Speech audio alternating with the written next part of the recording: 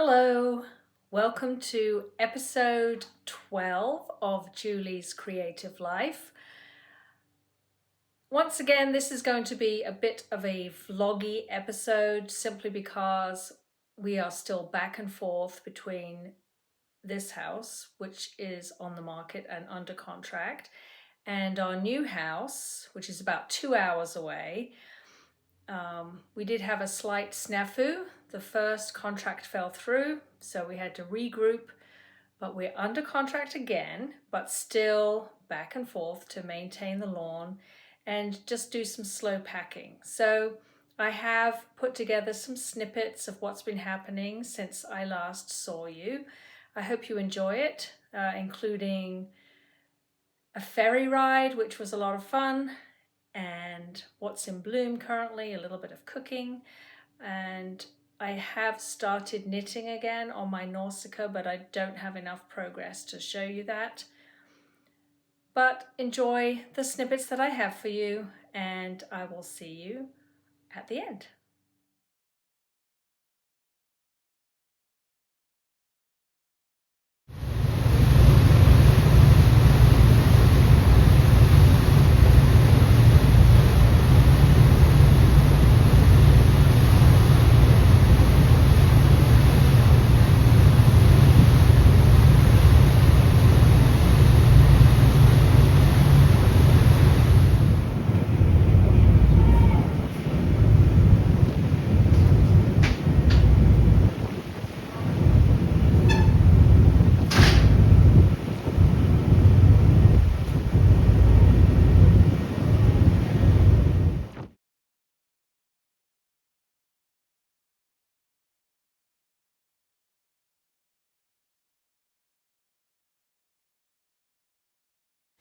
The ferry that we travelled on was the Cape Henlopen ferry, and it was originally the USS LST 510, and it was a landing ship that participated in the D-Day invasion during World War II. And now it is operating as a ferry.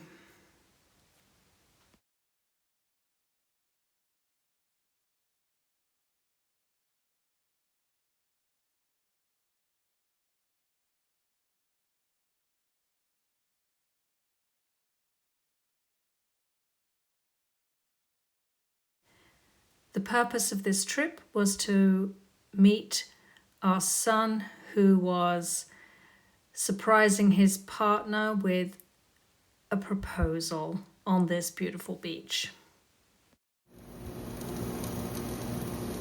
So 1 shepherd's pie with ground beef, onions. I have yet to add the carrots, and the other shepherd's pie with onions, carrots, and lentils. So shepherd's pie 2 ways, and I'll take you along as I make them. Okay, to the vegetarian shepherd's pie, I've added the carrots and tomatoes. When I was in nursing school, my friend Susanna used to put tomatoes in her shepherd's pie, and I really liked it. So I always do that for mine now. And then every time I do it, I think of Susanna. All right, and in the shepherd's pie for my husband, I have the carrots and onions. And now I need to add a few spices. My ridiculous spice drawer. Does anyone else have a ridiculous amount of spices? I actually do use all of these, and there are still some in the pantry. So when we redo the kitchen, I will have a dedicated spice drawer with an insert so that I can see everything better, and it will be alphabetized because that's the way I like to have it. So I'm looking for rosemary and thyme, and I will add probably 1/4 teaspoon of each to both of the shepherd's pies. All right, the shepherd's pie filling is now in my little dishes. I found these at a thrift shop.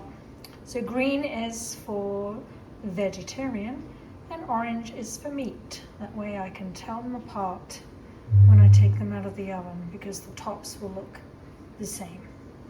So I'm just waiting for the Instapot to be done. I'm just waiting for the little button to pop down which tells me the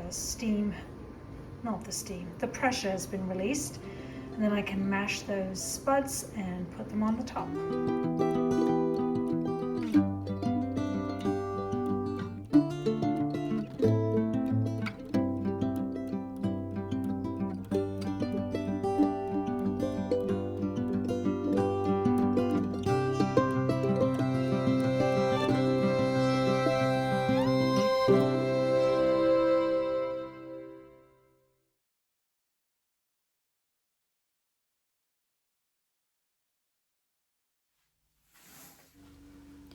Was doing some unpacking and I thought I'd show you one of my favorite little things that I made. My sister had sent me a box of air-dried clay a couple of years ago, and I made this little mushroom house, and I just put a battery-operated candle inside it. It's very whimsical and totally impractical, but I really like it. It just sits on my shelf. I found these cute ceramic birds at a garden centre once. I think they're pretty sweet. So those are on my shelf. A couple of summers ago, I made some rope balls using 100% cotton rope, which was wrapped with some scrap fabric. They're a lot of fun to make, and I may show you how I did that once I've settled in and my craft room is organised. So a small amount of forward momentum. I have reassembled the shelves that were in my old craft room and just put some things out. I still can't really do anything in here because the estate sale company hasn't come to take the furniture yet, but at least I have some of my things out.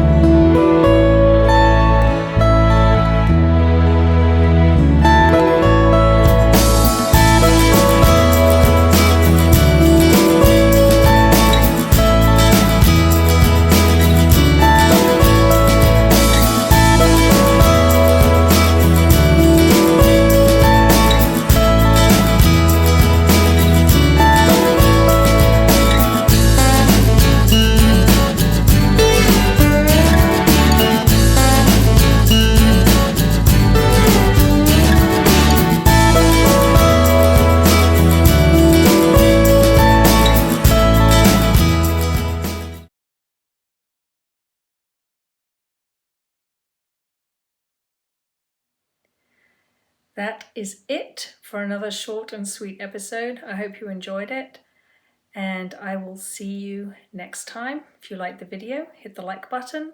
Consider subscribing so we can continue to grow this community, and I promise that we will get back to the crafting eventually. Thanks for hanging with me. Bye-bye.